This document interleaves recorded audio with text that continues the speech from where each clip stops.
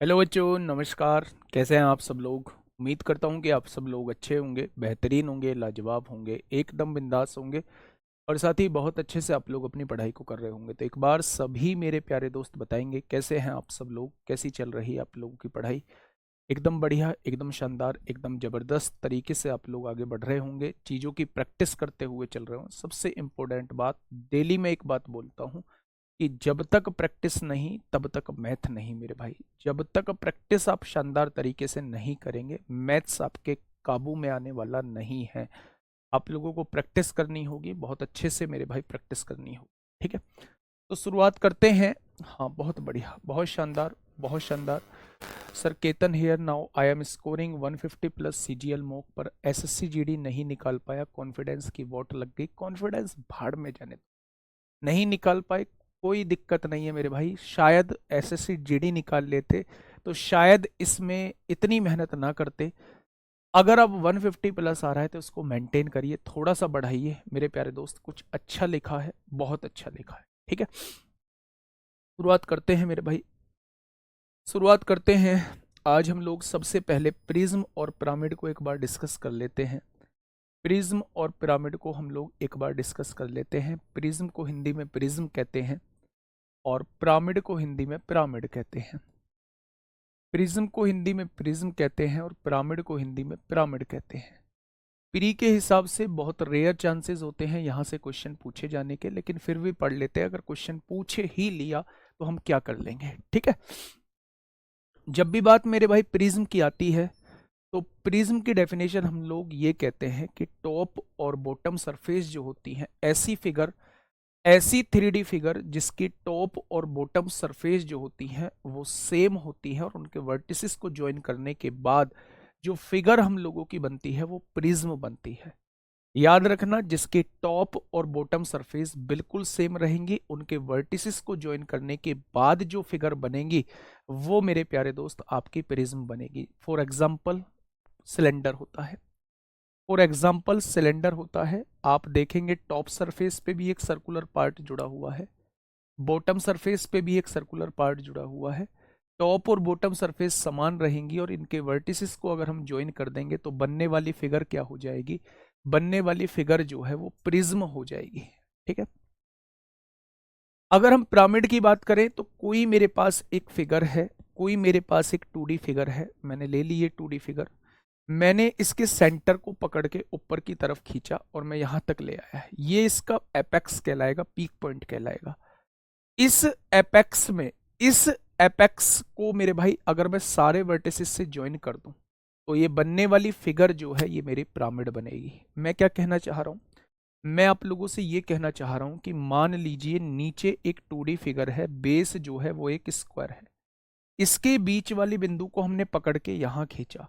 अब इससे जब मैं इन सारे वर्टिसेस को ज्वाइन करता हूं तो ये जो फिगर मेरी बनती है, मान लीजिए ये मैंने ये कर दिया, इससे जब सारे वर्टिसेस को ज्वाइन करता हूं तो ये जो मेरी फिगर बनती है ये मेरी पिरामिड कहलाती है।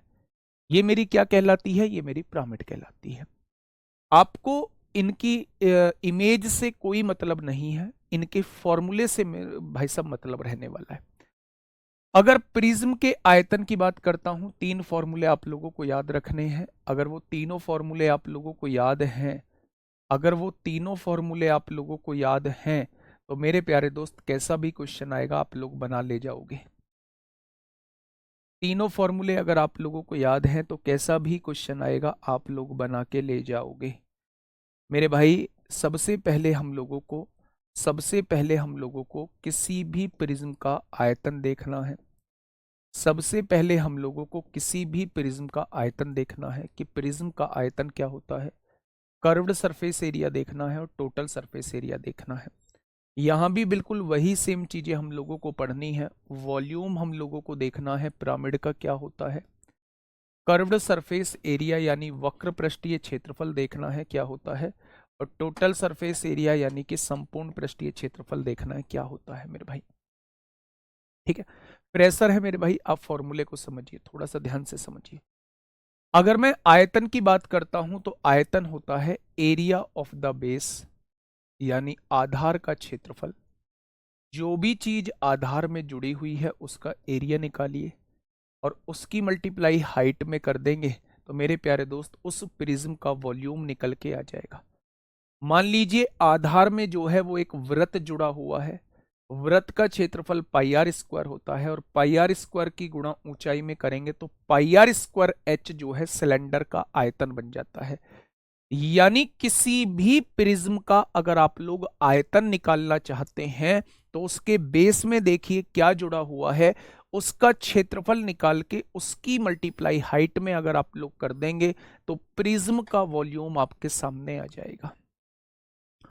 जब हम लोग वक्र पृष्ठीय क्षेत्रफल की बात करते हैं तो जो चीज आधार में जुड़ी हुई है उसका परिमाप निकाल दीजिए, आधार का परिमाप निकाल दीजिए और उसकी गुणा इस बार ऊंचाई में कर दोगे तो मेरे प्यारे दोस्त उसका वक्र पृष्ठीय क्षेत्रफल निकल के आ जाएगा। मैंने आप लोगों को एग्जाम्पल दिया था बेलन, बेलन पे इस चीज को अप्लाई करके देखिए। आधार में क्या जुड़ा हुआ है, आधार में एक वृत्त जुड़ा हुआ है, इसका क्षेत्रफल कितना होगा, इसका क्षेत्रफल 2 पाई आर हो जाएगा। क्षेत्रफल की गुणा परिमाप कितना होगा, 2 पाई आर हो जाएगा। परिमाप की गुणा ऊंचाई में करेंगे, क्या उसका वक्र पृष्ठीय क्षेत्रफल 2 पाई आर एच नहीं होता, तो आप कहेंगे बिल्कुल होता है। तो जब भी किसी प्रिज्म का कर्व्ड सरफेस एरिया आपसे पूछा जाए तो आप ये देखना कि उसके बेस में क्या जुड़ा हुआ है। जो भी चीज उसके बेस में जुड़ी हो उसका पेरीमीटर निकाल के हाइट से मल्टीप्लाई कर देना, उसका कर्व्ड सरफेस एरिया प्यारे दोस्त आपके सामने निकल के आ जाएगा, कोई दिक्कत नहीं है। अगर मैं यहां से देखूं कि टोटल सरफेस एरिया यानी कि संपूर्ण पृष्ठीय क्षेत्रफल आप जानते हैं, कर्व्ड सरफेस एरिया तो रहेगा ही रहेगा, साथ में 2 times area of the base, यानी कि जो आधार में वस्तु जुड़ी हुई है उसके क्षेत्रफल का दुगना हमें जोड़ना होगा। ये होता है मेरे प्यारे दोस्त इसका टोटल सरफेस एरिया। मैं फिर से आप लोगों को बता देता हूं, थोड़ा सा ध्यान से सुनिएगा। जब भी आपके सामने प्रिज्म का क्वेश्चन आता है, जब भी आपके सामने प्रिज्म का क्वेश्चन आता है तो वो 3 चीजें आप लोगों से पूछ सकता है। पहली चीज वो आपसे आयतन पूछ सकता है, तो मैंने आपसे कहा जो भी चीज आप लोगों के आधार में जुड़ी हुई है उसका क्षेत्रफल निकालिए और उसकी गुणा ऊंचाई में कर देंगे तो आयतन आप लोगों के पास आ जाएगा। फिर वो आपसे कर्व्ड सरफेस एरिया पूछता है, तो जो भी चीज आधार में जुड़ी हुई है उसका पेरीमीटर निकालिए, उसकी गुणा हाइट में कर दीजिए, आपके सामने कर्व्ड सरफेस एरिया निकल के आ जाएगा। कभी भी आपसे वो टोटल सरफेस एरिया पूछता है तो कर्व्ड सरफेस एरिया तो रहेगा ही रहेगा, आधार में जुड़ी हुई चीज के एरिया का दुगना आप लोगों को जोड़ना होगा, तो आप लोगों के सामने जो है वो टोटल सरफेस एरिया प्यारे दोस्त निकल के आ जाएगा। क्या ये बात समझ में आ गई? आपने कहा जी ये बात समझ में आ गई। फॉर्मूला आप लोगों को याद रखना है। जब मैं प्यारे दोस्त यहां बात करता हूं भाई साहब वॉल्यूम क्या होता है किसी भी पिरामिड का, तो 1/3 लिखते हैं। एरिया ऑफ द बेस यानी आधार में क्या जुड़ा हुआ है उसका क्षेत्रफल निकालिए, area of the base into height होता है, इंटू हाइट होता है। यानी कि अगर मैं आधार का क्षेत्रफल गुणा ऊंचाई बटे 3 कर दूं तो मेरे सामने किसी भी पिरामिड का वॉल्यूम निकल के आ जाएगा। मेरे बात को मेरे साथ बोलेंगे, मेरे साथ फॉर्मूले को। अगर मैं आप लोगों से ये कहता हूं सर प्रिज्म कैसे बनता है, ये पैरेललोग्राम है, ये पैरेललोग्राम है, ये सारी सरफेसेस हम लोग जोड़ दें, सारी सरफेसेस को हम लोग जोड़ दें, और ये एग्जाम्पल दिया तो था प्रिज्म का, ये रहा प्रिज्म का एग्जाम्पल, ये जोड़ दिया, ये बॉटम सरफेस है, ये इसकी अपर सरफेस है, इन दोनों को ज्वाइन कर दिया तो ये मेरे दोस्त प्रिज्म बन गया। ठीक है बबलू कुमार, मैंने आपसे क्या कहा, मैंने आपसे कहा भाई पिरामिड का अगर वॉल्यूम आपसे पूछा जाता है तो आप कहेंगे 1/3 एरिया ऑफ द बेस, यानी जो भी चीज आधार में जुड़ी हुई है उसका एरिया मल्टीप्लाई हाइट जो होता है वो आपका वॉल्यूम ऑफ पिरामिड कहलाता है। ठीक है, अगर कर्व्ड सरफेस एरिया की बात करूं तो आप कहेंगे 1/2 perimeter of the base, perimeter of the base यानी कि आधार का परिमाप, आधार का परिमाप इंटू स्लैंट हाइट होता है, इंटू एल होता है, एल मतलब स्लैंट हाइट, तिर्यक ऊंचाई होता है। जब भी मेरे प्यारे दोस्त आप लोगों से किसी भी पिरामिड का कर्व्ड सरफेस एरिया आपसे पूछा जाए, तो मेरे प्यारे साथी आप उसके आधार का क्षेत्रफल निकालिए, उसे आधा करिए और उसकी गुणा तिर्यक ऊंचाई में अगर आप लोग कर देंगे तो किसी भी पिरामिड का कर्व्ड सरफेस एरिया आपके सामने निकल के आ जाएगा। अगर मैं इसका टोटल सरफेस एरिया पूछूं तो कर्व्ड सरफेस एरिया रहेगा ही रहेगा, साथ में आधार का क्षेत्रफल रहेगा। कर्व्ड सरफेस एरिया तो रहेगा ही रहेगा, साथ में आधार का क्षेत्रफल भी रहेगा। ये 6 फॉर्मूले अभी आप लोगों को पढ़ने हैं। कल मैंने फ्रस्टम ऑफ कौन आप लोगों को पढ़ाया था, उल्टी बाल्टी के फॉर्मूले आप लोगों को बताए थे। उम्मीद है वो फॉर्मूले पूरी तरीके से आप लोगों को याद होंगे मेरे भाई। अगर मैं एक बार रिकॉल कराता हूं, बस आप हाँ में हाँ करना कि हाँ जी हम लोगों को याद है। अगर मैं आप लोगों से किसी भी बाल्टी का या किसी भी छिन्नक का वॉल्यूम पूछता हूं तो वो πh/3 r² + होता है, ठीक है। किसी भी आप छिन्नक का कर्व्ड सरफेस एरिया πl/r से निकालते हैं, किसी भी छिन्नक का total surface area πl/r plus pi small r का square plus pi capital R का स्क्वायर से निकाल रहे होते हैं। पीछे की अगर मैं बात करूं तो घन हो चाहे घनाभ हो, चाहे बेलन हो, चाहे खोखला बेलन हो, चाहे शंकु हो, चाहे मेरे भाई आपका छिन्नक हो, ये सारे टॉपिक्स मैं आप लोगों के कवर कर चुका हूं। बस अब जरूरत है तो मेरे प्यारे दोस्त आप लोगों को मेरे प्यारे दोस्त पढ़ने की जरूरत है, बहुत शानदार तरीके से प्रैक्टिस करने की जरूरत है। प्रिज्म और पिरामिड के मैं 6 फॉर्मूले आपके सामने लिख चुका हूं। एक बार मैं और रिकॉल कराता हूं, थोड़ा सा कंसिस्टेंट होके चीजों को सुनना, कंसंट्रेशन थोड़ा सा बनाना। मैं आप लोगों से ये कहने जा रहा हूं, प्रिज्म जिसकी अपर और लोअर सरफेस जो होती है वो सेम होती है, उनके वर्टिसेस को अगर ज्वाइन कर दिया जाए तो बनने वाली फिगर जो होती है वो 2D प्रिज्म होती है। अगर प्रिज्म का कभी भी हमसे वॉल्यूम पूछा जाता है तो उसके आधार में क्या जुड़ा हुआ है, उसके बेस में क्या जुड़ा हुआ है, उसका एरिया निकाल के अगर हाइट में मल्टीप्लाई कर देंगे, area of the base into height, वो उसका वॉल्यूम आ जाएगा। अगर मैं उसका कर्व्ड सरफेस एरिया निकालना चाहता हूं तो उसका पेरीमीटर निकालिए जो आधार में जुड़ा हुआ है, उसकी गुणा हाइट में कर दीजिए, कर्व्ड सरफेस एरिया आपके सामने आ जाएगा। अगर मैं आपसे टोटल सरफेस एरिया पूछता हूं तो कर्व्ड सरफेस एरिया में एरिया ऑफ द बेस का दुगना आप लोगों को जोड़ना पड़ेगा, ये इसका टोटल सरफेस एरिया आ जाएगा। वहीं दूसरी तरफ अगर मैं पिरामिड की बात करता हूं तो पिरामिड एक ऐसी फिगर होती है जिसके सेंटर को पकड़ के आपने थोड़ा सा ऊपर उठाया और उस पीक पॉइंट को एपेक्स कहा जाता है, उस एपेक्स से सारे वर्टिसेस को ज्वाइन कर दिया तो मेरे दोस्त बनने वाली आकृति जो होती है वो पिरामिड होती है। इसका बेस क्या है? इसका बेस एक स्क्वायर है। जब भी वो आपसे वॉल्यूम पूछेगा तो 1/3 area of the base into height, यानी जो भी चीज बेस में जुड़ी होगी उसका एरिया निकाल के हाइट से मल्टीप्लाई कर देना, 3 से डिवाइड करोगे तो वॉल्यूम निकल के आ जाएगा। जब भी आपसे पिरामिड का कर्व्ड सरफेस एरिया पूछा जाता है तो आप लोग बेस में जुड़ी हुई चीज का पेरीमीटर निकालिए, उसका आधा करिए और उसकी मल्टीप्लाई स्लैंट हाइट में करिए मेरे भाई, तिर्यक ऊंचाई में करिएगा। Total surface area, curved surface area निकालना ही होगा, उसमें एरिया ऑफ द बेस अगर आप जोड़ देते हो तो ये टोटल सरफेस एरिया आपके सामने आ जाएगा। पहला क्वेश्चन आपके सामने है। यहां मैं एक चीज आप लोगों को बता के चलूंगा, उस चीज को थोड़ा सा समझना, बस वो चीज सीख। हाँ, कौन is also the example of pyramid, बिल्कुल राइट, बिल्कुल राइट, ठीक है। देखिए, एक होता है सिलेंट एज, एक होता है सिलेंट एज जिसे हम लोग कहते हैं तिर्यक कोर, जिसे हम लोग कहते हैं तिर्यक कोर। एक होता है सिलेंट हाइट,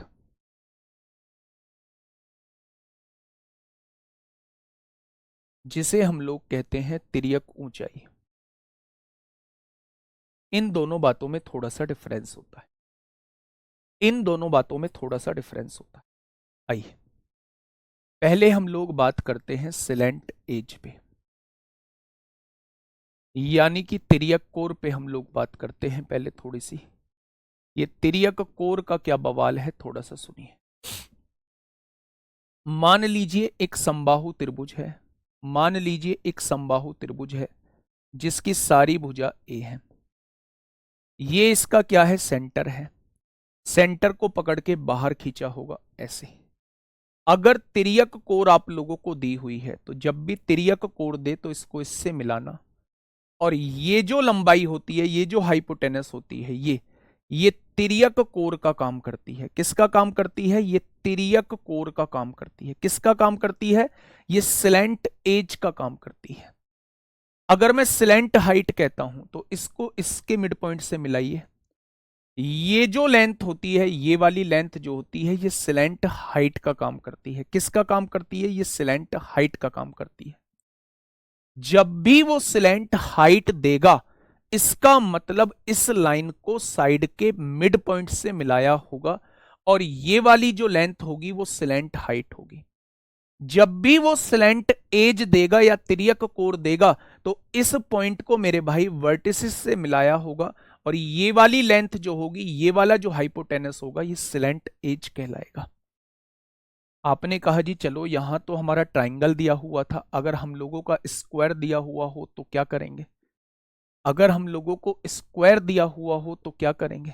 तो मैं कह रहा हूं स्लैंट एज, ये इसका सेंटर है, इसको यहां ज्वाइन कर दीजिए। ये जो लंबाई होती है मेरे भाई, ध्यान से समझिए 3D फिगर में, ये जो लंबाई होती है स्लैंट एज कहलाती है। और अगर मैं स्लैंट हाइट पूछता हूं तो इसको मेरे प्यारे दोस्त यहां ज्वाइन करना पड़ेगा। ये जो लंबाई होगी, ये जो लंबाई होगी, ये स्लैंट हाइट कहलाएगी। तो अब आप डिफरेंस समझ गए होंगे कि स्लैंट एज कहेगा तो हमें वर्टिसिस से ज्वाइन करना पड़ेगा सेंटर को, और अगर स्लैंट हाइट कहेगा तो हमें साइड के मिड पॉइंट से ज्वाइन करना पड़ेगा सेंटर को। ठीक है, पहला क्वेश्चन आप लोगों के सामने है, ध्यान से समझिए। एक लंब पिरामिड का आधार एक ऐसा समबाहु त्रिभुज है। आधार में क्या दिया हुआ है, समबाहु त्रिभुज, जिसकी प्रत्येक भुजा की लंबाई 20 सेंटीमीटर है। ये प्रत्येक भुजा की लंबाई 20 सेंटीमीटर आप लोगों को दी हुई है। प्रत्येक तिर्यक कोर 30 सेंटीमीटर की है, यानी तिर्यक स्लैंट एज दी गई है। तो क्या ये वाली लंबाई आप लोगों को 30 दी गई है। अगर ये वाली लंबाई आपको 30 दी गई है, मतलब ये वाली लंबाई हम लोगों को 30 दी गई है। अच्छा मैं बात करूं ये कैसे निकालेंगे। क्या ये किसी भी समबाहु त्रिभुज के बाहरी वृत्त की रेडियस होती है। क्या ये किसी भी समबाहु त्रिभुज के बाहरी वृत्त की रेडियस होती है मेरे भाई। बाहरी वृत्त यानी सरकम सर्किल की रेडियस होती है। तो सरकम सर्किल की रेडियस कैसे निकालते हैं, a/√3 से निकालते हैं। a क्या है, 20 है, बटे में √3 है। तो क्या ये वाली जो है ये 20/√3 आ जाएगी, यानी ये 20/√3 आ जाएगी। आपसे पूछा क्या है, पिरामिड की ऊर्ध्वाधर यानी वर्टिकल हाइट पूछा है, यानी ये हाइट पूछी जा रही है, यानी ये परपेंडिकुलर आपसे पूछना चाह रहा है। ये परपेंडिकुलर आप लोगों से पूछना चाह रहा है मेरे भाई। लगाइए पाइथागोरस थ्योरम। 30 का स्क्वायर 900 होगा, उसमें से इसका स्क्वायर घटाना है, 400/3 हो जाएगा। ये इसका स्क्वायर निकल के आ जाएगा, यानी इसका अंडर रूट निकाल देंगे तो ये वाली लंबाई निकल के आ जाएगी। 900 या 2700 में से 400 जाएंगे, 2300 बचेगा। और 2300 को हमने 23 गुणा 100 लिख लिया, और बटे में 3 है, अंडर रूट निकालना है। 100 का अंडर रूट 10 होता है, और अंदर क्या बच जाएगा, 23/3 बच जाएगा। अंदर क्या बच जाएगा, 23/3 हो जाएगा। यानी आंसर क्या होगा, ऑप्शन नंबर डी। अगर इसकी वर्टिकल हाइट पूछी जाती है तो इसकी वर्टिकल हाइट कितनी आ जाएगी मेरे प्यारे दोस्त, तो आप कहेंगे 10 अंडर रूट के अंदर 23/3 हो जाएगा। 10 अंडर रूट के अंदर 23/3 हो जाएगा।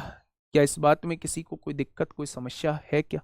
तो आप कहेंगे इस बात में किसी को कोई दिक्कत, कोई समस्या नहीं है। मैं फिर से कह रहा हूं, अगर आप यहां कंफ्यूज हो सकते हैं तो केवल 2 टर्म्स में कंफ्यूज हो सकते हैं, एक तो स्लैंट हाइट और एक स्लैंट एज में।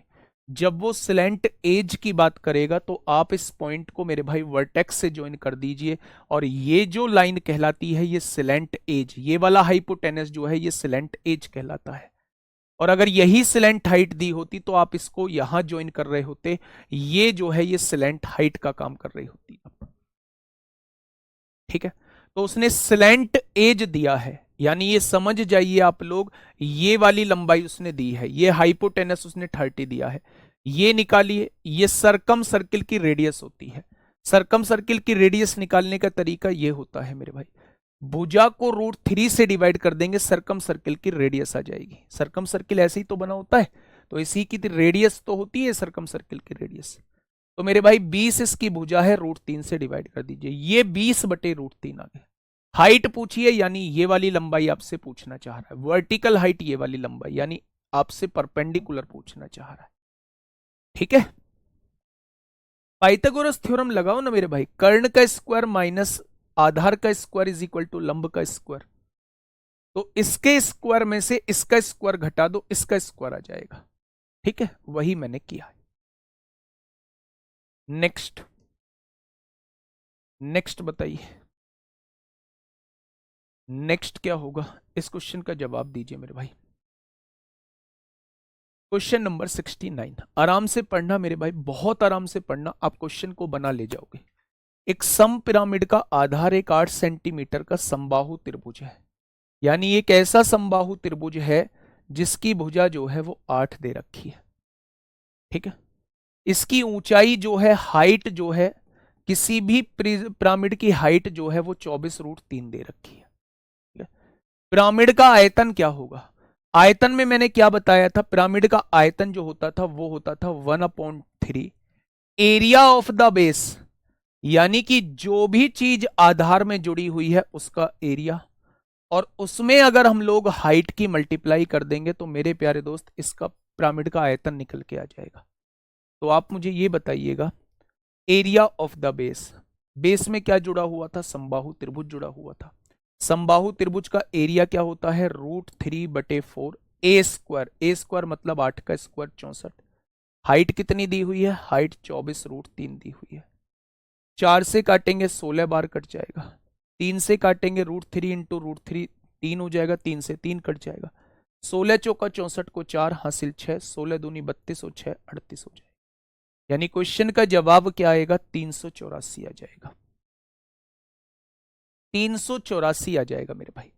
दोबारा समझिए, मैं कहना चाह रहा हूं कि एक पिरामिड है आपके सामने, पिरामिड को हिंदी में भी पिरामिड ही कहते हैं, प्रिज्म को हिंदी में भी प्रिज्म ही कहते हैं।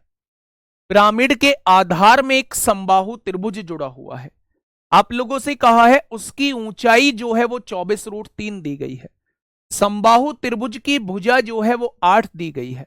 आपसे उस पिरामिड का आयतन पूछा है, पिरामिड का आयतन होता है 1/3 एरिया ऑफ द बेस, यानी आधार के क्षेत्रफल की गुणा ऊंचाई में करके 3 से डिवाइड कर दोगे तो इस पिरामिड का आपके पास आयतन आ जाएगा।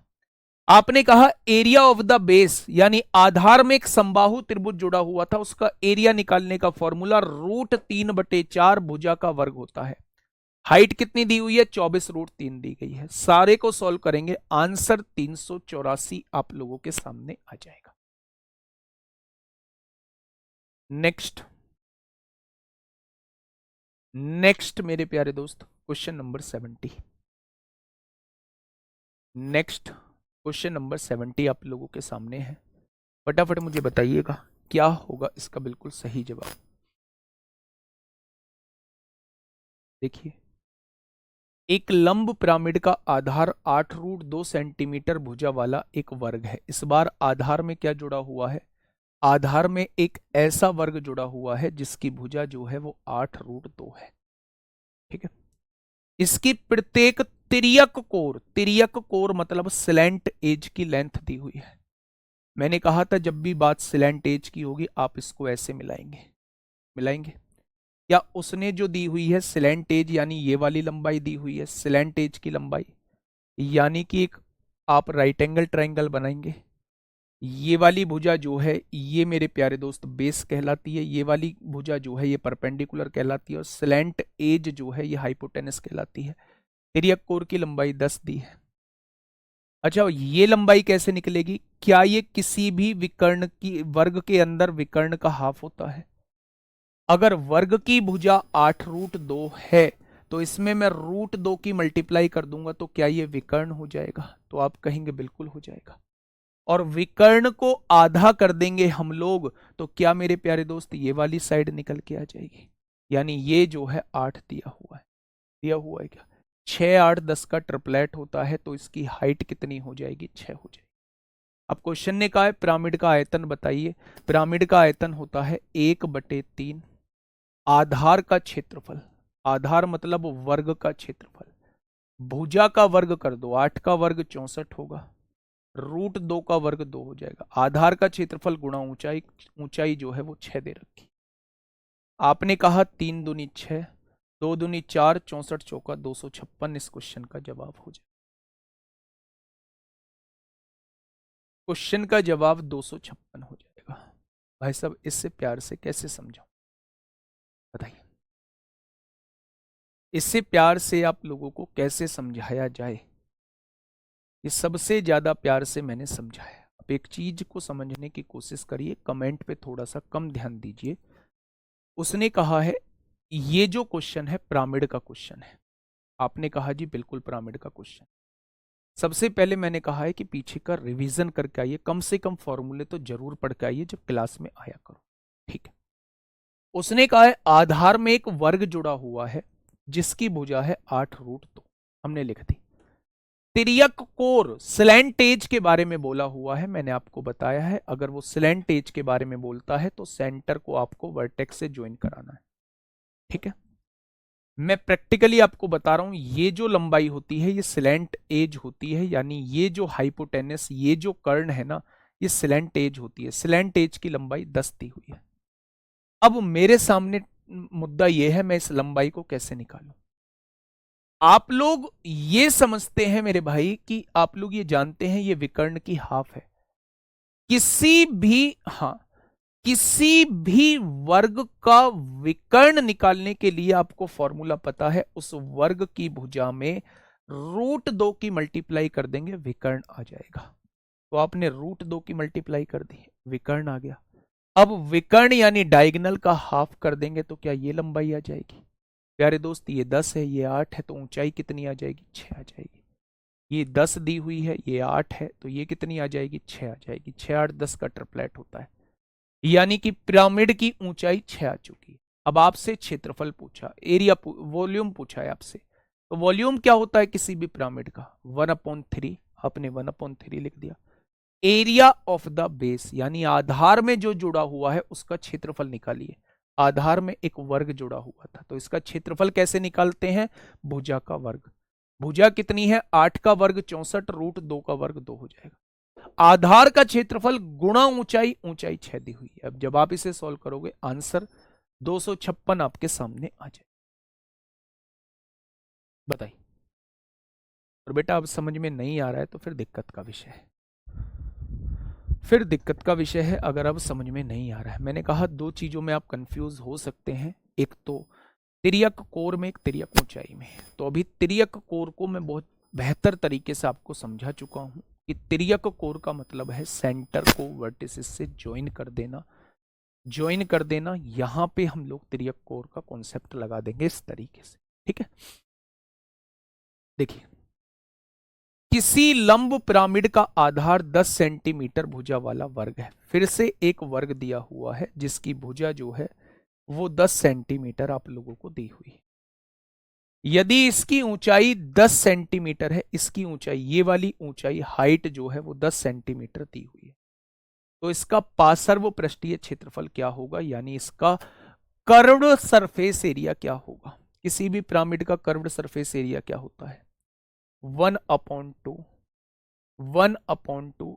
देखिए अपनी कॉपी में जहां मैंने लिखवाया है, perimeter of the base, perimeter of the base, of the base into slant height होता है, तिर्यक ऊंचाई होता है। क्या यही फॉर्मूला लिखवाया है मैंने? क्या यही फॉर्मूला लिखवाया है? 1/2 आधार का परिमाप गुणा ऊंचाई। अब देखिए थोड़ा सा ध्यान से, थोड़ा सा ध्यान से समझिए मेरे प्यारे दोस्त। 1/2 हो गया। आधार का परिमाप कितना है? आधार में जुड़ा हुआ है वर्ग, इसका परिमाप कैसे निकालेंगे? सारी भुजाओं का योग ही परिमाप होता है। तो अगर भुजा 10 है तो इसकी भुजा 10 है तो इसकी सभी भुजाओं का योग 40 हो जाएगा। अब सवाल ये उठता है कि भाई साहब तिर्यक ऊंचाई कैसे निकाली जाए? तिर्यक ऊंचाई, तिर्यक कोर की बात नहीं हो रही है, तिर्यक ऊंचाई, तिर्यक ऊंचाई में हमें इसको मिलाना पड़ेगा। ये जो होती है ये तिर्यक ऊंचाई होती है, ये जो होती है ये तिर्यक ऊंचाई होती है, यानी राइट एंगल ट्राइंगल बनाइए। ये जो होगी ये तिर्यक ऊंचाई होगी, ये हमें निकालना है, यानी हाइपोटेनस हमें निकालना है। ये जो होती है ये ऊंचाई होती है, ये कितनी दी हुई है? 10 होती है, 10 दी हुई है। ये जो है ये कितना है मेरे भाई? ये इस वाली साइड का आधा है, तो ये कितना हो जाएगा? 5 हो जाएगा। ठीक है, लगाइए पाइथागोरस थ्योरम। 10 का स्क्वायर 100 होगा, 5 का स्क्वायर 25 होगा। इसका अंडर रूट निकाल देंगे तो ये वाली लंबाई आ जाएगी, ये आ जाएगी 125। किसका वर्गमूल होता है? 125 का वर्गमूल 5√5 होता है। मेरे प्यारे दोस्त तिर्यक ऊंचाई जो है वो 5√5 आ चुकी। बस क्वेश्चन खत्म हो चुका है। 20 पंजे 100√5 हो जाएगा। ऑप्शन नंबर डी इसका जवाब हो जाएगा। ऑप्शन नंबर डी इस क्वेश्चन का साथी बिल्कुल सही जवाब हो जाएगा। तो बस क्वेश्चन आप फॉर्मूला लिखिए अपने सामने। फॉर्मूला के अंदर किस किस चीज की रिक्वायरमेंट है वो देखिए मेरे भाई, आप इस क्वेश्चन को आसानी से कर पाएंगे। बस दो चीजों में कंफ्यूज नहीं होना है। एक तो तिर्यक कोर यानी स्लैंट एज में कंफ्यूज नहीं होना है। एक मेरे भाई स्लैंट हाइट यानी स्लैंट हाइट तिर्यक ऊंचाई में कंफ्यूज नहीं होना। जब बात तिर्यक ऊंचाई की होगी तो ये साइड के मध्य बिंदु से जाके मिलेगी। जब बात तिर्यक कोर की होगी तो ये वर्टेक्स से जाके मिलेगी मेरे भाई। उस केस में बेस जो होता है वो ये होता है, और स्लैंट हाइट के केस में बेस जो होता है वो ये होता है। ठीक है, आप बताइए क्या समझाऊं मैं इसमें, क्या समझ नहीं आया आप लोगों को? बताइए भाई, क्या समझ नहीं आया आप लोगों को इसमें? क्वेश्चन को मेरे कहने से पढ़ सकते हो? क्वेश्चन को पढ़ो, कमेंट लिखवा लो, बस आपसे बड़ा बड़ा कमेंट लिखवा लो। क्वेश्चन ने कहा है किसी लंब पिरामिड का आधार जो है, आधार मतलब जो बेस में जुड़ा हुआ है, वो 10 सेंटीमीटर भुजा वाला वर्ग है। क्वेश्चन ने बोला है कि एक वर्ग है जिसकी भुजा 10 सेंटीमीटर दी हुई है, उसकी ऊंचाई 10 सेंटीमीटर है, यानी हाइट भी 10 सेंटीमीटर दी हुई है पिरामिड की। इसका कर्व्ड सरफेस एरिया क्या होगा? मुझे नहीं पता था इसका वक्र पृष्ठीय क्षेत्रफल क्या होता है, मैंने फॉर्मूला लिखा 1/2 आधार का परिमाप गुणा तिर्यक ऊंचाई, ये फॉर्मूला होता है।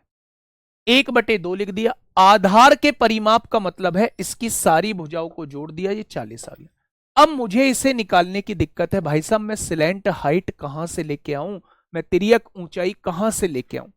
तो आपने कहा जी तिर्यक ऊंचाई होती है कि सेंटर को साइड के मिड पॉइंट से ज्वाइन कर देना। ये मेरी हाइट होती है, ये मेरा बेस होता है, ये मेरा हाइपोटेनस होता है। ये मेरा परपेंडिकुलर, ये मेरा बेस और ये मेरा हाइपोटेनस।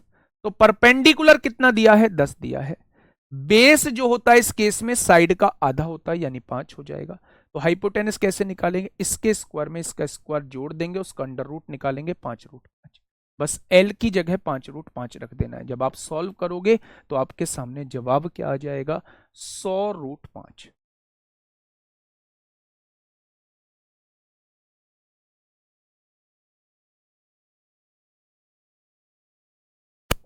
बेटा फोटो भी बना के दिखा दिया, कैसे नहीं बनेगा समकोण त्रिभुज? खड़ा करो इसे अपनी कॉपी के पे, बिल्कुल मिड पॉइंट पे, यहां खड़ा करो इस पॉइंट को। और जब आप इसको ऐसे मिलाओगे तो ये 90 डिग्री का कोण बन रहा है, ये हाइपोटेनस हो जाएगी, ये बेस हो जाएगी और ये परपेंडिकुलर हो जाएगी। कैसे नहीं बनेगा मेरे भाई?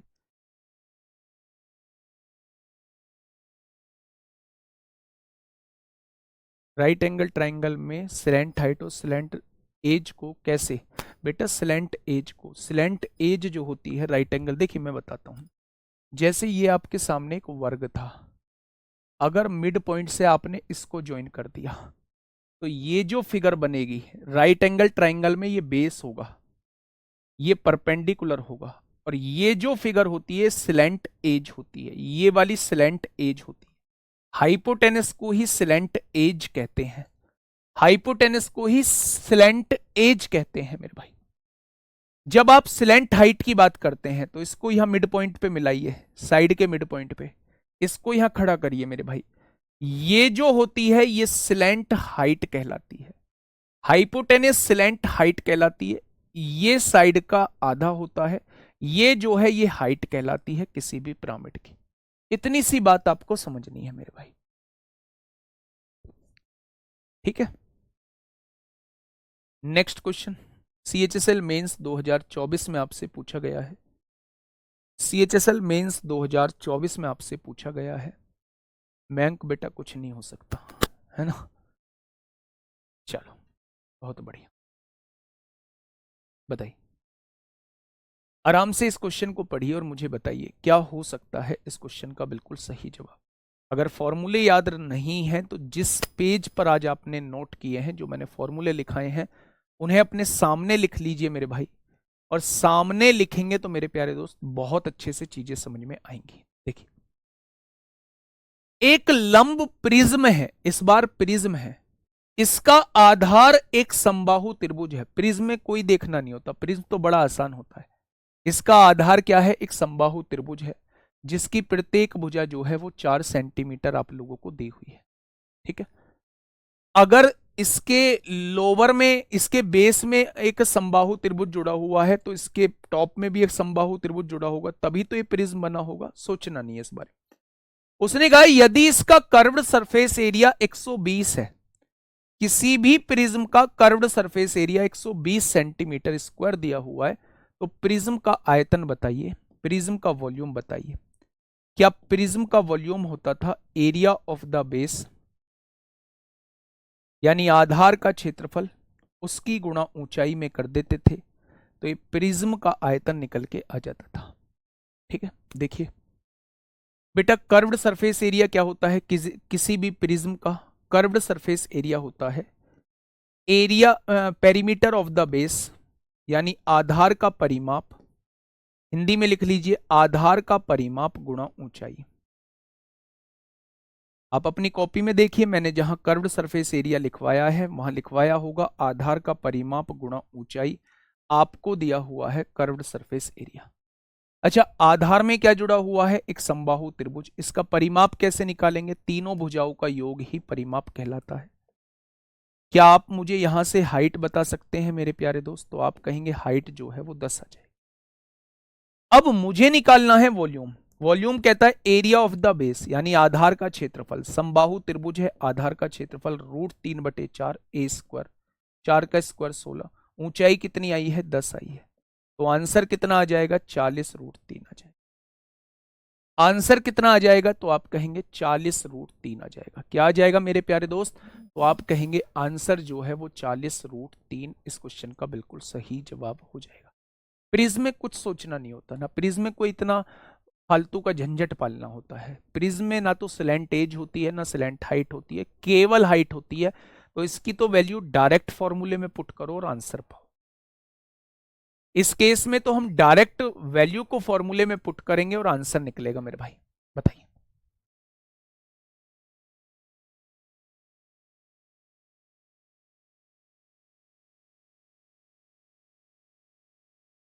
क्या होगा इस क्वेश्चन का साथी बिल्कुल सही जवाब, जल्दी से बताइए। क्वेश्चन ने कहा है एक लंब प्रिज्म का आधार जो है वो त्रिभुजाकार है। एक लंब प्रिज्म है जिसका आधार में एक त्रिभुज जुड़ा हुआ है। त्रिभुज की भुजा 13, 20 और 21 दी हुई है, यानी कि मेरा राइट एंगल ट्राइंगल भी नहीं है, ठीक है। यदि प्रिज्म का शीर्ष लंब ऊंचाई होती है जो कि 9 सेंटीमीटर दी हुई, तो उसका आयतन पूछा है। क्या मुझे आप प्रिज्म का आयतन बता देंगे, तो आप कहेंगे जी आयतन होता है आधार का क्षेत्रफल गुणा ऊंचाई, आधार का क्षेत्रफल गुणा ऊंचाई। ये होता है प्रिज्म का आयतन, ये होता है मेरे भाई प्रिज्म का आयतन मेरे दोस्त, आधार का क्षेत्रफल गुणा ऊंचाई। अच्छा आधार में क्या जुड़ा हुआ है, राइट एंगल, एक ट्राइंगल जुड़ा हुआ है जो कि राइट एंगल तो नहीं है, तो इसका क्षेत्रफल निकालना पड़ेगा। जब तीनों साइड अलग अलग होती हैं तो क्षेत्रफल कैसे निकालते हैं, हीरोज फॉर्मूला से। एस निकालिए सबसे पहले, तीनों को जोड़िए, 20 और 21 41, 41 और 3 44, 54 का आधा कर दीजिए, 27 आ जाएगा एस। एरिया कैसे निकालते हैं, 27, 27 में से पहली भुजा घटाइए 14 आएगा, 27 में से दूसरी भुजा घटाइए 7 आएगा, और 27 में से तीसरी भुजा घटाइए 6 आ जाएगा। यानी कि मैं प्यारे दोस्त 27 को कैसे लिख सकता हूं, 9 गुणा 3, 14 को 2 गुणा 7, 7 को ऐसे ही लिखा रहने दीजिए, 6 को 2 गुणा 3, ठीक है। 9 का वर्गमूल 3 होता है, 2 3 का वर्गमूल 1 3 होता है, 2 2 का वर्गमूल 1 2 होता है, 2 7 का वर्गमूल 1 7 होता है। यानी एरिया जो आएगा ट्राइंगल का, 7 दूनी 14 तिया 42 और 42 तिया कितने, 3 तिया 9, 9 दूनी 18, 18 सत्ते 126 होता है, हो जाएगा। हाइट कितनी दी हुई है, 9 दी हुई है, तो 9 लिख दीजिए। आप गुणा करेंगे पीछे 4 आएगा, 9 चिक्का 54 को 4 हासिल 5, 9 दूनी 18, 5 23 को 3 हासिल 2, आंसर कितना आ जाएगा, 1134 आ जाएगा। अच्छा, इतना सब कुछ करने की जरूरत थी क्या, आप कहेंगे नहीं थी। मैंने पूछा क्यों नहीं थी, तो आप कहेंगे जी देखो वॉल्यूम निकालना है, और वॉल्यूम में मल्टीप्लाई में हाइट होता है, और हाइट 9 दी गई है, तो आंसर 9 का मल्टीपल ही आएगा। 3 2 5 और 1 6 और 1 7, 9 का मल्टीपल नहीं है। 5 4 9 और 3 12 और 1 13, 9 का मल्टीपल नहीं है। 4 और 1 5 5 10 और 1 11, 9 का मल्टीपल नहीं है। 4 3 7 और 1 8 और 1 9, 9 का मल्टीपल है। ऑप्शन नंबर डी इस क्वेश्चन का बिल्कुल सही जवाब हो जाएगा।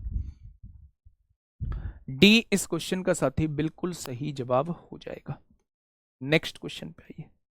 इस क्वेश्चन का जवाब मुझे आपकी तरफ से चाहिए होगा, हर हाल में आपकी तरफ से चाहिए होगा। अब आपकी मर्जी है, आप जाना चाहते हैं, क्लास छोड़ना चाहते हैं, क्लास छोड़ सकते हैं, पढ़ना चाहते हैं, पढ़ सकते हैं मेरे भाई। लेकिन एक क्वेश्चन दिया है जो बहुत आसान है। मैंने पिछला वाला क्वेश्चन वो कराया था जो मेरा राइट एंगल ट्राइंगल नहीं था, लेकिन अगर राइट एंगल ट्राइंगल हो तो डायरेक्ट एरिया निकालने का तरीका होता है 1/2 बेस इंटू हाइट। बताइए फटाफट मुझे बताइए क्या होगा इस क्वेश्चन का बिल्कुल सही जवाब। समय शुरू होता है अब। मैंने आपको दिए 25 सेकंड का समय दिया, फटाफट से मुझे इसका आंसर दीजिए। क्या हो जाएगा भाई मेरे इस क्वेश्चन का साथी बिल्कुल सही जवाब।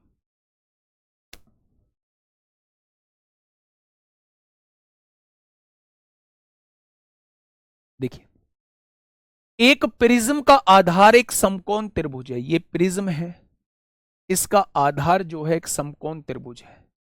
एक भुजा 9 दी है, एक भुजा 12 दी है, एक भुजा 15। यदि प्रिज्म का आयतन कितना होता है, आधार का क्षेत्रफल, एरिया ऑफ द बेस, और उसकी मल्टीप्लाई अगर हम हाइट में कर देते हैं तो आपके सामने वॉल्यूम निकल के आ जाता है। और वॉल्यूम कितना दिया है, 648 आप लोगों को दिया हुआ है। आधार का क्षेत्रफल कैसे निकालेंगे, अगर ये राइट एंगल ट्राइंगल है तो आधार का क्षेत्रफल कैसे निकलेगा, 1/2 बेस इंटू हाइट। क्षेत्रफल आ गया। हमें प्रिज्म की हाइट नहीं पता है, ये 648 दिया हुआ है। 2 छिक्का 12, 9 6 और 9 इधर गुणा में है, इधर आके भाग में आएंगे। 6 एकम 6 जीरो 6 48। हाइट जो निकल के आ जाएगी उस प्रिज्म की 12 आ जाएगी। कितनी आएगी, हाइट जो निकल के आएगी उस प्रिज्म की 12 आ जाएगी। तो क्वेश्चन ने पूछा है प्रिज्म की ऊंचाई क्या होगी, तो आप कह देंगे 12 सेंटीमीटर हो जाएगी। कितनी हो जाएगी, प्रिज्म की लंबाई ऊंचाई जो है वो 12 सेंटीमीटर मेरे प्यारे दोस्त हो जाएगी। नेक्स्ट क्वेश्चन, नेक्स्ट क्वेश्चन आपके सामने है, क्वेश्चन नंबर 75।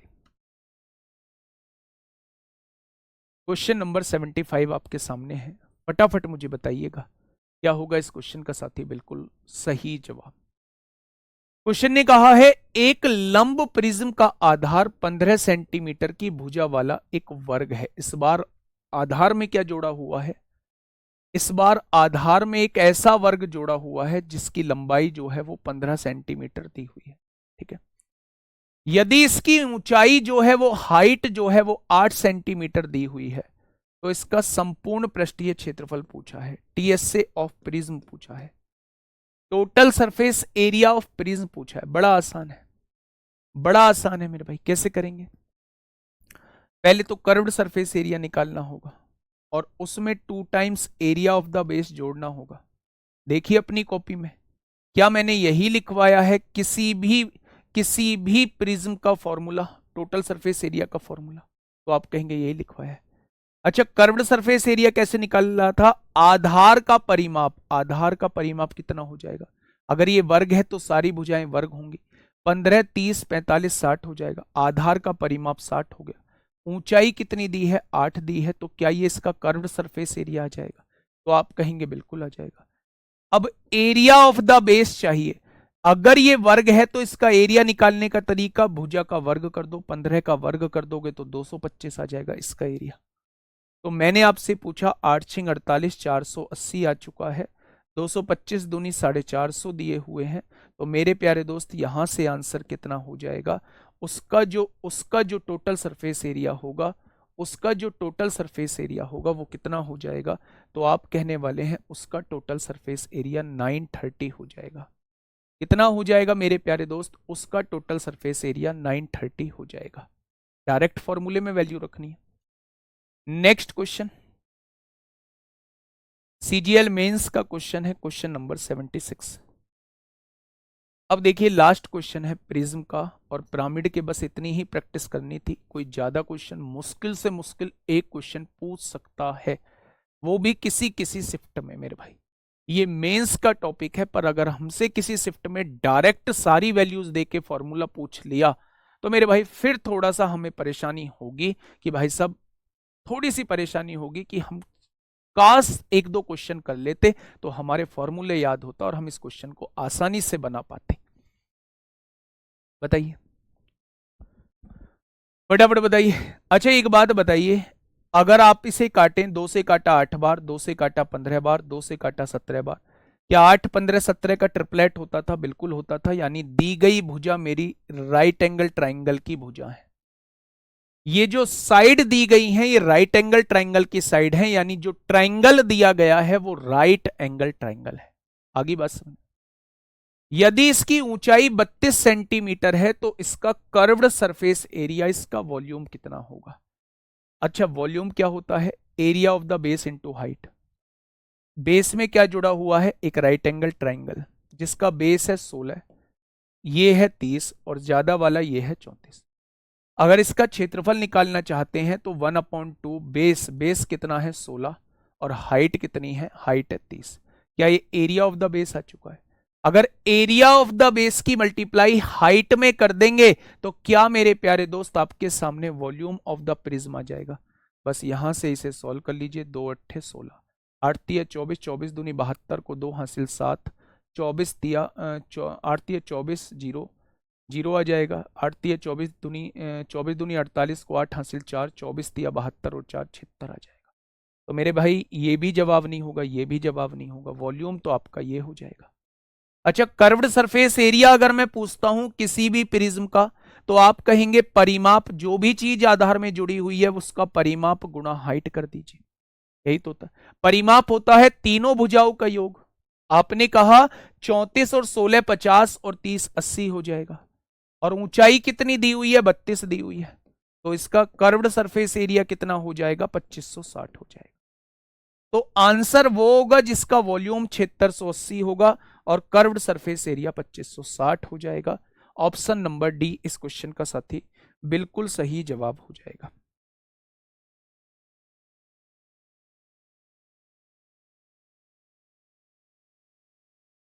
क्या कोई दिक्कत? तो मेरे भाई कोई दिक्कत समस्या आप लोगों को नहीं है। एक कॉन्सेप्ट को समझिए। प्रिज्म पिरामिड का मैं आप लोगों को समझा चुका हूं। मुझे उम्मीद है कि आप 5 7 7 8 8 क्वेश्चन इसके करेंगे। और यकीन मानना, अगर आपने आज टास्क लिखी अपनी कॉपी के एक कोने पे, 5 क्वेश्चन प्रिज्म के करने हैं, 5 क्वेश्चन प्रिज्म के करने हैं, प्रिज्म में कोई भी दिक्कत नहीं आएगी। और 7 से 8 क्वेश्चन जो है वो पिरामिड करने हैं। पिरामिड में केवल 2 जगह दिक्कत आ सकती है। अगर वो तिर्यक कोर बोले तो वर्टिसिस को ज्वाइन करना, अगर वो आपसे तिर्यक ऊंचाई बोले तो मिड पॉइंट को ज्वाइन करना साइड के। ये छोटा सा टास्क आप लोगों के सामने है। अभी जैसे जैसे आगे बढ़ते रहेंगे टास्क हम लोग लेते रहेंगे, ठीक है भाई। चलिए, कॉन्सेप्ट क्या कहता है भाई साहब, शंकु के काटने का कॉन्सेप्ट बता रहा हूं, बहुत इंपॉर्टेंट कॉन्सेप्ट है मेरे भाई। आज की क्लास जो है वो बहुत इंपॉर्टेंट चल रही है। मान लीजिए ये आपके पास शंकु है, ये ओरिजिनल शंकु है। इसकी ओरिजिनल की हाइट जो दी गई है वो h1 दी गई है। ओरिजिनल की रेडियस जो दी गई है वो r1 दी गई है। और ओरिजिनल की स्लैंट हाइट जो दी गई है वो l1 दी गई है। और ओरिजिनल का वॉल्यूम जो है वो v1 है। क्या है? v1 दिया गया है। मैंने इसको किसी हाइट से मेरे भाई काट दिया, यहां से काट दिया, तो कटने के बाद ये अलग शंकु बन गया होगा और नीचे जो है ये छिन्नक अलग बन गई होगी। मैंने ये जो ऊपर शंकु बना है इसका वॉल्यूम v2 ले लिया है, इसकी हाइट को h2 ले लिया है, इसकी तिर्यक ऊंचाई को l2 ले लिया है और इसकी त्रिज्या को r2 ले लिया। ठीक है, काटने के बाद जो बना शंकु उसका मैंने डाटा ले दिया 2 के फॉर्म में। अगर मैं बड़े वाले शंकु और छोटे वाले शंकु के आयतन का रेशो पूछता हूं कभी भी आप लोगों से, तो आप बताना बड़े वाले शंकु की त्रिज्या अपॉन छोटे वाले शंकु की त्रिज्या के रेशो का क्यूब कर दो, या फिर बड़े वाले शंकु की ऊंचाई अपॉन छोटे वाले शंकु की ऊंचाई के रेशो का क्यूब कर दो, या फिर बड़े वाले शंकु की तिर्यक ऊंचाई अपॉन में छोटे वाले शंकु की तिर्यक ऊंचाई का क्यूब कर दो। किसी भी तरीके से जो है वो आप वॉल्यूम का रेशो दोनों का निकाल सकते हैं, वॉल्यूम का रेशो निकाल सकते हैं। अब आप कहोगे जी क्वेश्चन कैसे बनेगा, क्वेश्चन ही दिखाता हूं मेरे भाई, क्वेश्चन ही दिखाता हूं, आप इसका जवाब मुझे दे दीजिए क्या होगा।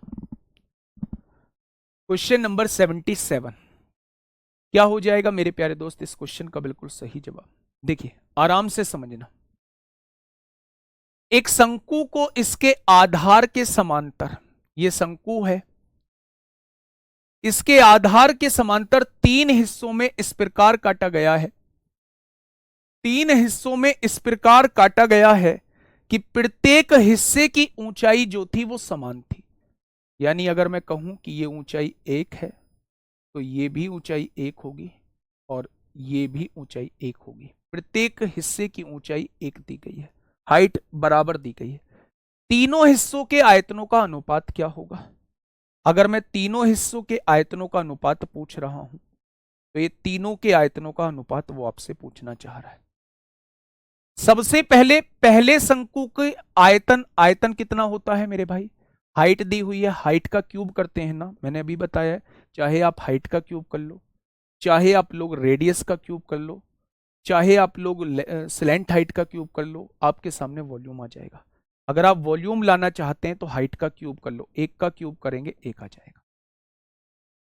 V2 का मतलब है दूसरा वॉल्यूम, दूसरा कौन मेरे प्यारे दोस्त ये होगा, 2 को मिला के दूसरा कौन बैठ रहा होगा। ऐसा नहीं है दूसरा पार्टी है, हमेशा कौन देखना है। दूसरा कौन जो है वो ये बैठ रहा है। इसमें हाइट देखो कितनी है, 1 और 1 2, 2 का क्यूब करेंगे इसकी हाइट हो जाएगी 8।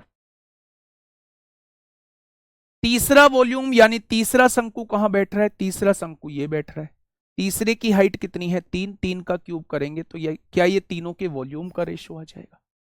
यानी इसका जो वॉल्यूम है वो 1 है, इन दोनों को मिला के जो वॉल्यूम है 8 है, 8 में से इसके वॉल्यूम को घटा देंगे तो इसका वॉल्यूम 7 आ जाएगा।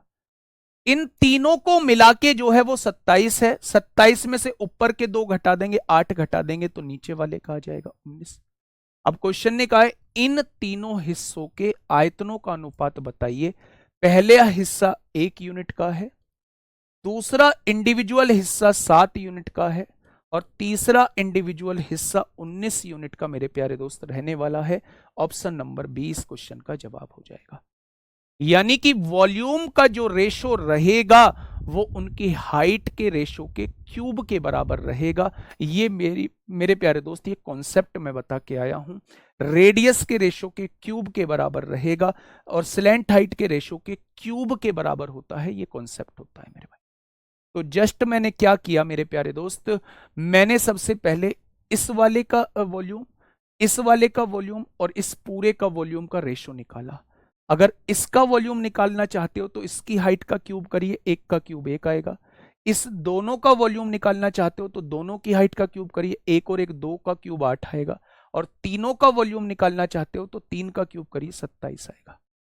इसका वॉल्यूम 1 है, इन दोनों का मिला के 8 है, 8 में से इसका घटा दीजिए, इसका 7 आ जाएगा। तीनों का मिला के 27 है, 27 में से ऊपर के दो का 8 घटा दीजिए, इसका 19 आ जाएगा।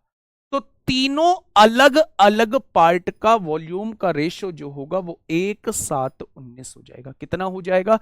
1:7:19 हो जाएगा। बताइए, ये बड़ा बढ़िया क्वेश्चन है, इसी पर बेस्ड क्वेश्चन है, फटाफट मुझे बता दीजिए।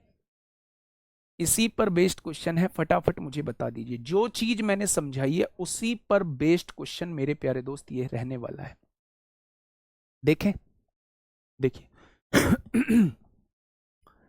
एक तल लंबवृत्तीय शंकु को समान आयतन वाले दो भागों में विभाजित किया जाता है।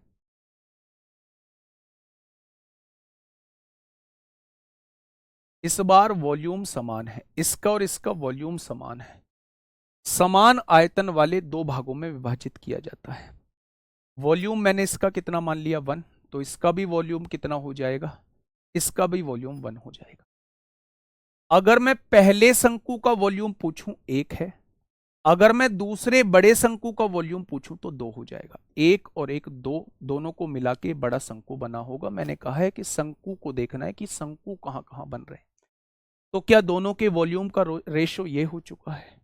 ये जो वॉल्यूम का रेशो होता है ये हाइट के रेशो के क्यूब के बराबर होता है, रेडियस के रेशो के क्यूब के बराबर होता है, स्लैंट हाइट के रेशो के क्यूब के बराबर होता है। उसने कहा है यदि तल आधार के समांतर हो तो शंकु की ऊंचाई को किस अनुपात में विभाजित किया गया? हाइट का रेशो। मैंने ये वाली हाइट जो है वो h1 मान ली, मैंने ये वाली हाइट पूरी जो है वो h2 मान ली है। हो जाएगी मेरे भाई, h1/h2 का क्यूब हो जाएगा। वॉल्यूम का जो रेशो होता है वो हाइट के रेशो के क्यूब के बराबर होता है। इधर से क्यूब हटेगा, क्यूब रूट ऑफ 1 1 ही होता है, यहां इसका क्यूब रूट हो जाएगा। यानी h1 कितनी आ चुकी है? ये वाली हाइट जो है वो 1 आ चुकी है, और h2 पूरी हाइट जो है वो क्यूब रूट ऑफ 2 आ चुकी है ना। ये पूरी हाइट जो है h2 जो है वो कितनी आ चुकी है भाई साहब? 2 का घनमूल, ये आ चुकी है। अगर इस पूरी हाइट में से ऊपर वाले की हाइट को घटा दें तो क्या ये वाली हाइट आ जाएगी? यानी इसमें से अगर ऊपर वाले की हाइट 1 को घटा देंगे तो क्या ये वाली हाइट आ जाएगी? उसने बस दोनों का रेशो पूछा है, दोनों हाइट का रेशो पूछा है। शंकु की ऊंचाई को किस अनुपात में विभाजित किया जाएगा? तो ऊपर वाली हाइट कितनी है? 1 दी हुई है। नीचे वाली हाइट कितनी है भाई साहब? नीचे वाली हाइट कितनी है? ये है, तो ये रेशो आ जाएगा। तो आंसर कौन सा आएगा? ऑप्शन नंबर सी आ जाएगा। ऑप्शन नंबर सी आएगा। किस रेशो में डिवाइड किया जाएगा? तो किस रेशो में बेटा, आप जो ये बता रहे हैं, जो बच्चे बी ऑप्शन दे रहे हैं वो ऑप्शन दे रहे हैं पहले कोण की हाइट अपॉन में टोटल की हाइट। नहीं, उसने वो कह रहा है कि कहां से काटा गया है, मतलब किस रेशो में डिवाइड करेगा। तो ऊपर वाले की हाइट अपॉन में नीचे वाले की हाइट पूछना चाह रहा है। पूरी हाइट में से जब ऊपर वाले की हाइट को घटा देंगे तब नीचे वाले की हाइट आएगी। ऊपर वाले की हाइट 1 है, नीचे वाले की हाइट ये है, ये वो आपसे पूछना चाह रहा है। तो ऑप्शन कौन सा ठीक हो जाएगा? Option number C is the correct answer. ठीक है, चलिए, बहुत प्यार से समझना। अगर ये कॉन्सेप्ट समझ में आ चुका है तो इस क्वेश्चन का जवाब आप लोग मुझे दे देना। अभी मैं आपको टाइम देता हूं, 30 सेकंड का सोचने का समय देता हूं, 30 से 40 सेकंड का सोचने का समय देता हूं मेरे प्यारे दोस्त। कि 30 से 40 सेकंड में आप क्या सोच पाएंगे? बताइए।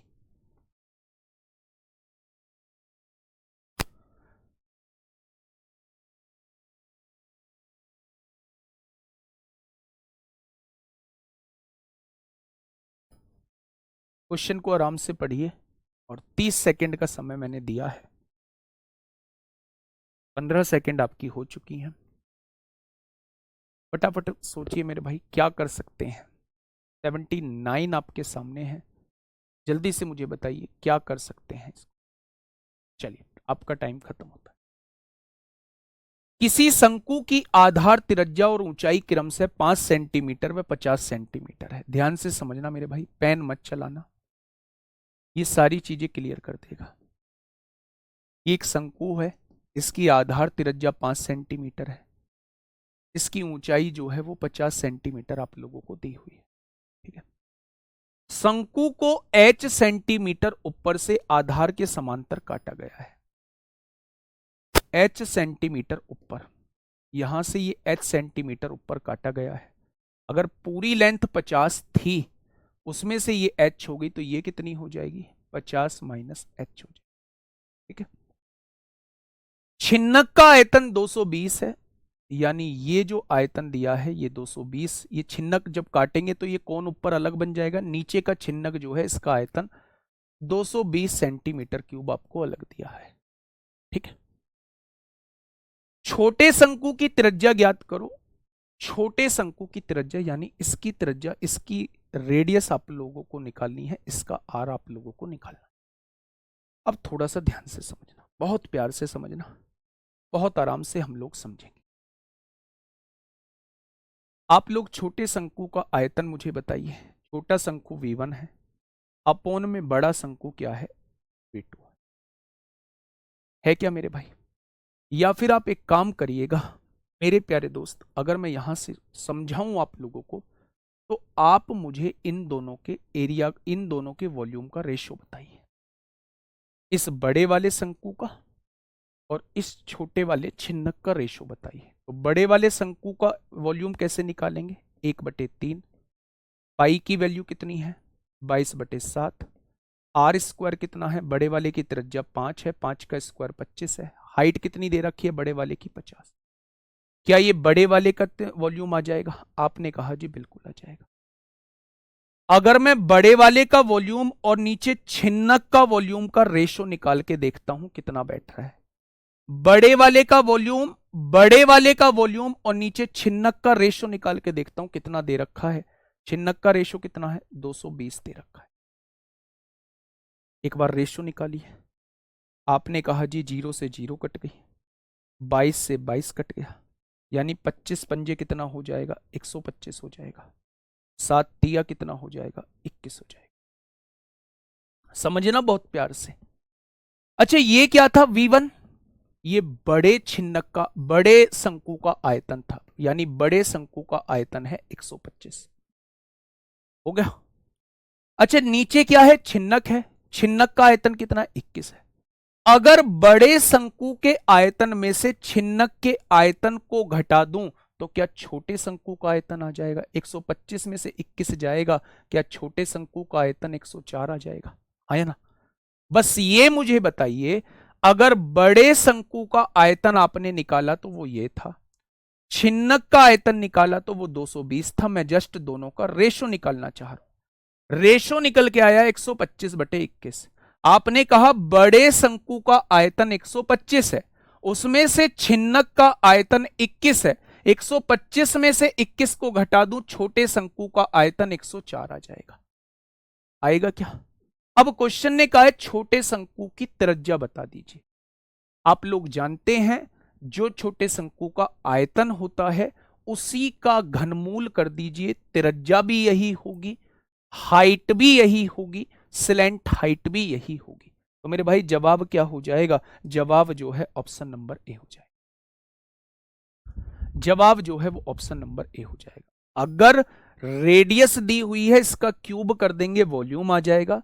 अगर वॉल्यूम आप लोग निकाल चुके हो तो इसका क्यूब रूट कर देंगे, तो ये क्या निकल के आ जाएगा? इसकी रेडियस निकल के आ जाएगी। इसकी रेडियस निकल के मेरे प्यारे दोस्त आ जाएगी। क्या ये बात समझ में आप लोगों के आ गई? तो मेरे प्यारे दोस्त आप कहेंगे जी ये बात समझ में हम लोगों के आ चुकी है। आगे बढ़ जाए मेरे भाई, बोलिएगा आगे बढ़ जाए? तो आप कहेंगे जी बिल्कुल आगे बढ़ जाइए। बहुत इंपॉर्टेंट क्वेश्चन था, बहुत इंपॉर्टेंट क्वेश्चन था मेरे भाई। नेक्स्ट क्वेश्चन की तरफ हम लोग चलते हैं। नेक्स्ट क्वेश्चन,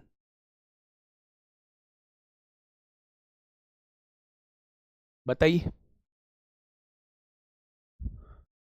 फटाफट बताइए क्या होगा इस क्वेश्चन का बिल्कुल सही जवाब। किसी खोखले गोले को दो बराबर अर्धगोले में बांटा गया है। ये एक खोखला गोला है जिसके अंदर स्पेस है, दो अर्धगोले में बांटा गया है। एक अर्धगोला ऊपर वाला हो गया, एक अर्धगोला नीचे वाला हो गया मेरे भाई। जो बड़े गोले की त्रिज्या होगी वही इस अर्धगोले की त्रिज्या होगी, त्रिज्या में कोई फर्क पड़ने वाला नहीं। ये बात समझ में आ गई। उसने कहा है, इसी प्रकार 6 सेंटीमीटर तथा 6 सेंटीमीटर त्रिज्या तथा 12 सेंटीमीटर ऊंचे खोखले शंकु को पानी से भरने में 8 अर्धगोलों की आवश्यकता पड़ी, तो गोलों की त्रिज्या बताइए। मतलब क्या है, खोखला इसलिए यूज किया गया है क्योंकि खाली है, उसी में पानी भर के हमें डालना होगा। उसने कहा 8 अर्धगोलों में पानी भर के और उसे एक शंकु में भरा गया है जिस शंकु की त्रिज्या 6 है और उसकी ऊंचाई 12 सेंटीमीटर है। जब एक चीज को दूसरी चीज में भर रहे हैं तो क्या दोनों के आयतन बराबर होंगे? तो आप कहेंगे जी दोनों के आयतन बराबर होंगे। बहुत बढ़िया। 8 अर्धगोलों का आयतन कितना रहेगा? एक अर्धगोले का आयतन होता है 2/3 पाई आर क्यूब। तो 8 अर्धगोलों का आयतन ये रहेगा। इन 8 अर्धगोलों से एक शंकु भरा जा रहा है, तो क्या ये 8 अर्धगोलों का आयतन जो रहेगा वो शंकु के आयतन के बराबर रहेगा? तो आप कहेंगे बिल्कुल बराबर रहेगा। पाई से पाई उड़ा दीजिए। हमसे अर्धगोले की रेडियस पूछिए, यानी हमसे ये पूछा जा रहा है। शंकु की रेडियस 6 दी गई है, 6 का स्क्वायर 36 होगा। शंकु की ऊंचाई 12 दी गई है, ये दिया हुआ है 12। अब मेरे प्यारे दोस्त 8 दूनी 16 इधर गुणा में है, इधर आके भाग में हो जाएगा। आपने कहा 3 से काटा 4 बार, 4 से काटा 4 बार मेरे भाई, है गड़बड़ हो रही है क्या? 8 अर्धगोलों से 2/3 पाई आर क्यूब होता है, 1/3 पाई आर स्क्वायर, 6 का स्क्वायर, और एच कितना है? 12 है।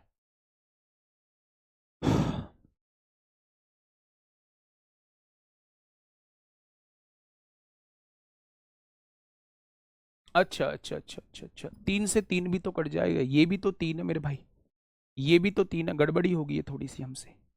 यहां देखिए 8 गुणा 2/3 आर क्यूब, 1/3, यहां कितनी आर दी हुई है? 6 का स्क्वायर 36 होगा, और एच कितनी दी गई है? 12 दी गई है। 3 से 3 उड़ाओ, 8 दूनी 16 इधर गुणा में है, इधर आके भाग में। 4 तिया 12, 4 चौक 16, 4 नाम 36, 9 तिया 27 आ जाएगा। अगर ये 27 आ चुका है तो क्यूब हटाइए, यहां क्यूब रूट लगाइए। 27 का क्यूब रूट जो होता है वो 3 होता है।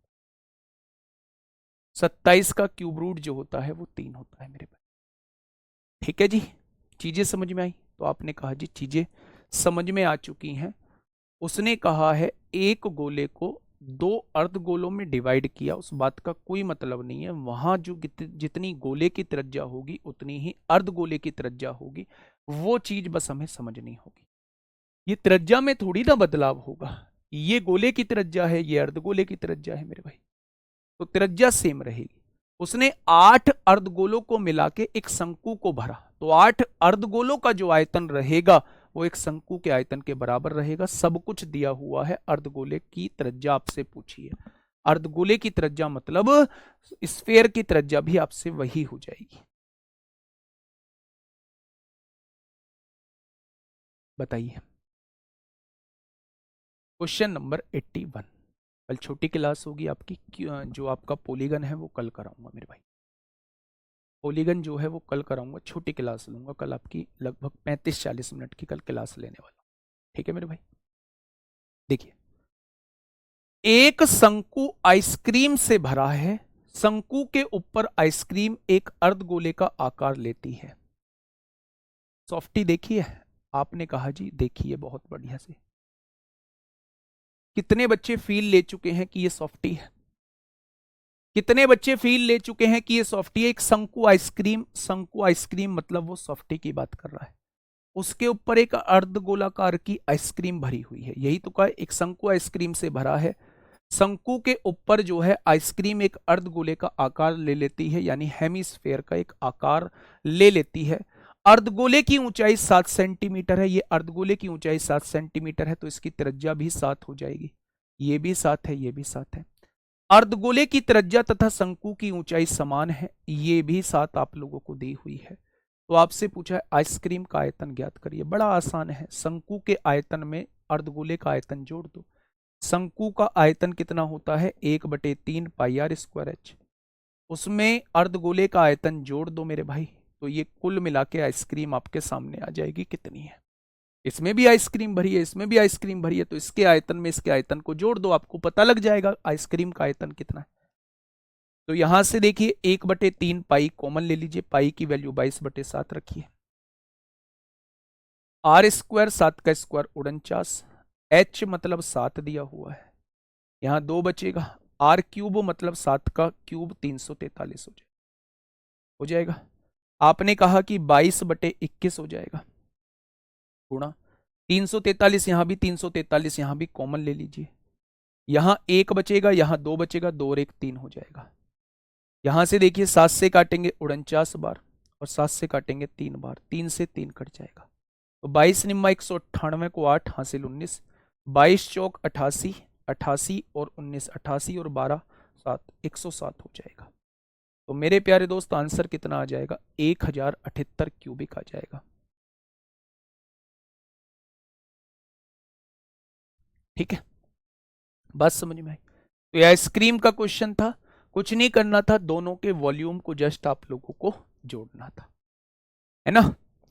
ये दिमाग में आनी चाहिए चीजें। देखना एक छुटकू क्वेश्चन आपसे कैसे पूछा है, एक छुटकू क्वेश्चन आप लोगों से कैसे पूछा है। ये आपके सामने 3 क्वेश्चन है, उन तीनों क्वेश्चन को प्यारे दोस्त हम लोग अभी करेंगे।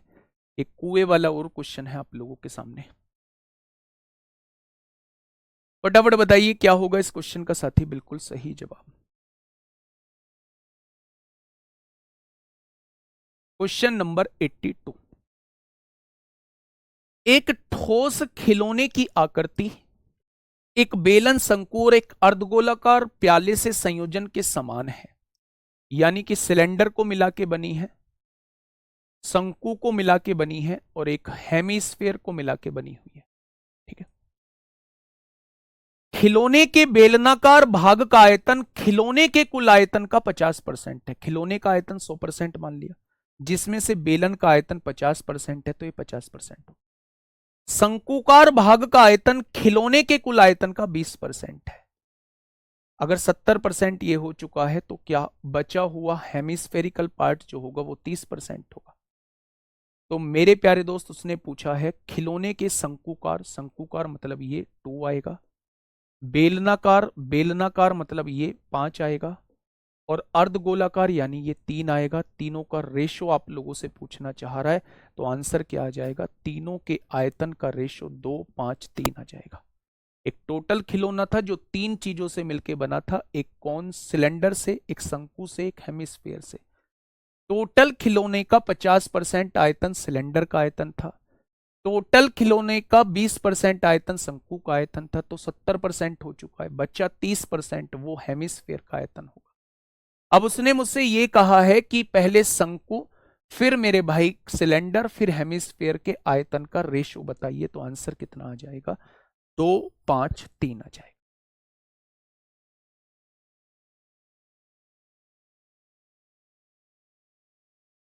फटाफट बताइए क्या होगा इस क्वेश्चन का बिल्कुल सही जवाब।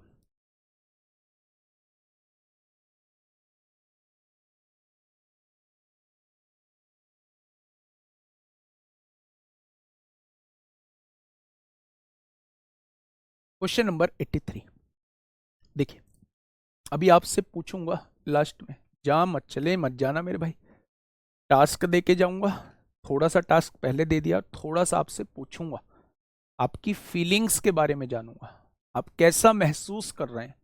एक छोटे से चैप्टर में भी हम लोग 80-85 क्वेश्चन कर रहे हैं, जहां हमारे पास टाइम बहुत कम है। ठीक है, देखिए 20 मीटर व्यास वाले एक कुएं को 14 मीटर गहरा खोदा जाता है तथा निकाली हुई मिट्टी को उसके चारों ओर फैलाकर 5 मीटर चौड़ा घेरा बनाया जाता है, तो घेरे की ऊंचाई ज्ञात करें कि घेरे की ऊंचाई क्या होगी। बड़ा बढ़िया क्वेश्चन है। सबसे पहले यह समझना कि कुआं जो होता है वो बेलनाकार के रूप में होता है, सिलेंडर के रूप में होता है। इस बात को दिमाग में सेट कर लेना। सबसे पहले मिट्टी कितनी निकाली है, तो कुएं का आयतन निकाल लीजिए। जितना कुएं का आयतन होगा उतनी ही उसके अंदर से मिट्टी निकली होगी। कुएं का आयतन होता है पाई आर स्क्वायर एच, पाई की वैल्यू 22/7, आर की वैल्यू 10, 10 का स्क्वायर 100 हो जाएगी, ऊंचाई की वैल्यू 14 दी हुई है। तो आपने कहा जी मिट्टी जो निकली है वो 4400 मीटर क्यूब निकली है। कुएं के अंदर से जो मिट्टी निकली है वो 4400 मीटर क्यूब निकली है। ठीक है।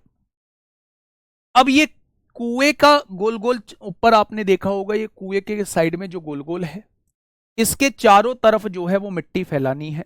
ये मिट्टी हमने फैला दी है। फैलाकर 5 मीटर चौड़ा घेरा बनाया जाता है। ये 5 मीटर चौड़ा घेरा बनाया जाता है। अगर मैं आपसे पूछूं कि कितना क्षेत्रफल होता है इस घेरे का, तो आप कहेंगे बाहर वाले के क्षेत्रफल में से अंदर वाले का क्षेत्रफल घटा दो। अंदर वाले की त्रिज्या कितनी है, 10 मीटर है। बाहर वाले की 5 होगी, तो पूरी की बाहर वाले की कितनी होगी, 10 और 5 15 हो जाएगी।